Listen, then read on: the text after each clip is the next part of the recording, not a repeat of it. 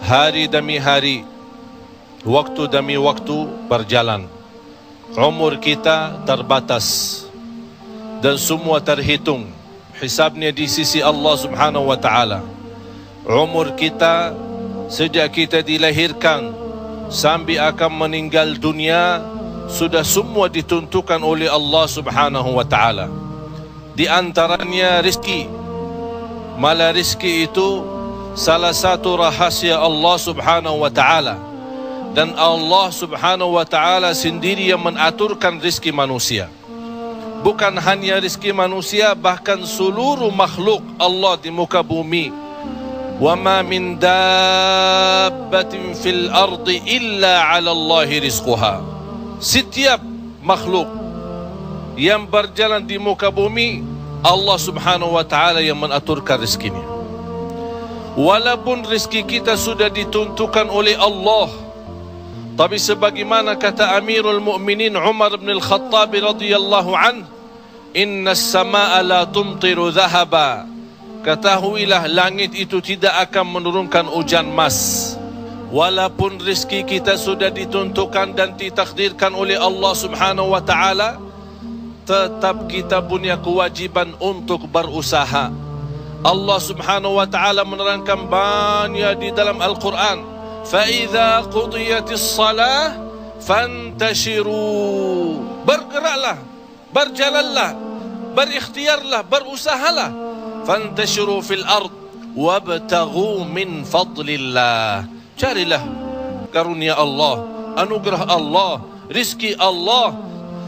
Orang mukmin yang percaya kepada Allah dan senantiasa dia berikhtiar dan berusaha, tetap memiliki keyakinan, menggantungkan hatinya kepada Allah Subhanahu wa taala. Itu yang namanya tawakkal qalbu. Bukan hanya tawakkal usaha, bukan hanya kita percaya kepada kemampuan diri kita atau kita percaya kepada kecerdasan kita, tapi tetap kita senantiasa memohon pertolongan Allah Subhanahu wa taala. Dan segala amalan itu tergantung niat. Innamal a'malu binniyat wa innama likulli imri'in ma nawa. Kita punya amal, tapi sebelum kita beramal, sebelum kita berusaha, sebelum kita berikhtiar, tolong Bapak Ibu jangan lupa nawaitu. Saat kita mencari nafkah dan rezeki, nawaitu dia untuk apa? Jadikan rezeki itu adalah jembatan yang membawa kita mendapatkan ridha Allah, jembatan membawa kita masuk surga Allah. Itulah nawaitu. Hal-hal kecil dengan nawaitu bisa menjadi besar di sisi Allah Subhanahu wa taala. Ada orang nawaitu dia mencari nafkah dan rezeki, begitu dia mendapatkan rezekinya, dia nawaitu untuk memenuhi hak-haknya, kewajibannya terhadap istrinya, kewajiban terhadap anaknya. Sampai Rasul bersabda, sampai seorang suami suapin istrinya diberikan pahala sedekah. Coba bayangkan, berarti nawaitu itu sangat berarti. Oleh karena itu Bapak Ibu jangan tinggalkan nawaitu. Di mana anda berada, apa urusannya, mau kemana, tolong dihadirkan nawaitu. Karena dengan niat, disitulah akan kita sama-sama mendapatkan petunjuk Allah Subhanahu wa ta'ala. Semoga senantiasa kita dalam ikhtiar dan usaha kita, selalu kita menambah keyakinan dan kepercayaan kita kepada Allah Subhanahu wa ta'ala. Hari ini kita berusaha berikhtiar, menghadapi sedikit kesulitan dan kesusahan, jangan kita berkata, kenapa Allah tidak melancarkan rizki dan usaha saya? Tapi harus bertanya kepada diri kita, apa salah saya? Apa kekurangan saya? Barangkali kalau kita muhasabah diri, oh ternyata hari ini saya merasa susah rizki karena ketiduran salat subuh tadi. Saya merasa malam ini tidak lancar karena saya lupa baca Al-Quran. Saya hari ini merasa tidak baik karena saya ketinggalan salat malam. Inilah muhasabah diri. Al-Imam Muhammad ibn Sirin pernah dia mencela orang, mencaci maki orang. Itu orang miskin. Orang itu tersinggung. Kata Imam Muhammad ibn Sirin, saya menunggu ucapan saya ini, menunggu akibahnya, menunggu balasannya 40 tahun. Coba bayangkan, hanya satu ucapan dia takutin, dia fikirkan, apalagi perbuatan. Bapak Ibu, berapa banyak perbuatan kita salah, berapa banyak kita melanggar aturan Allah, berapa kali kita menjauhkan diri dari perintah Allah, padahal kita semua hafal. Wa may yattaqillaha yaj'al lahu makhraja. Barang siapa yang takwa kepada Allah, akan Allah jaminkan diberikan jalan keluar dari segala kesusahan, dari segala kesempitan. Berarti kalau kita berdoa, kita berikhtiar, kita berusaha, tapi masih kita menghadapi kesusahan dan kesulitan, pasti ada sesuatu yang tertinggal.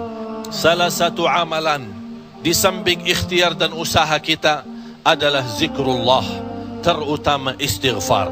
Karena termasuk istighfar adalah salah satu kunci mendatangkan rezeki. Sebaik istighfar itu sepanjang waktu, pagi, siang, sore, malam. Naik motor, jalan kaki, naik bis, mau kemana-mana, tidak keberatan kita membasahi lidah dengan istighfar. Malah ada seorang sahabat Rasulullah sallallahu alaihi wasallam, "Ya Rasulullah, berikan kepada aku amalan yang menjaminkan aku masuk surga."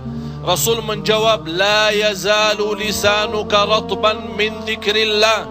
Basahi lidahmu dengan zikir kepada Allah. Kunci rizki Bapak Ibu adalah zikrullah. Kunci rizki zikrullah, di antaranya istighfar. Allah subhanahu wa ta'ala menjaminkan dalam Al-Quran di surat Nuh, "Faqultu astaghfiru rabbakum innahu kana ghaffara." Apa manfaatnya istighfar? Yursilis samaa alaikum midrara wa yumdidukum bi amwalin wa banin wa yaj'al lakum jannatin wa yaj'al lakum anhara. Dengan istighfar terjamin keturunan. Dengan istighfar kemudahan rezeki. Dengan istighfar kelancaran usaha. Dengan istighfar kesembuhan dari penyakit. Dengan istighfar banyak kemudahan dan kemuliaan yang kita dapat. Kalau memang ingin ditambah rezeki kita, kalau belum sempat haji, kita ingin berhaji. Kalau kita sudah haji, ingin Allah menambah kita bisa haji lagi. La in syakartum lazim.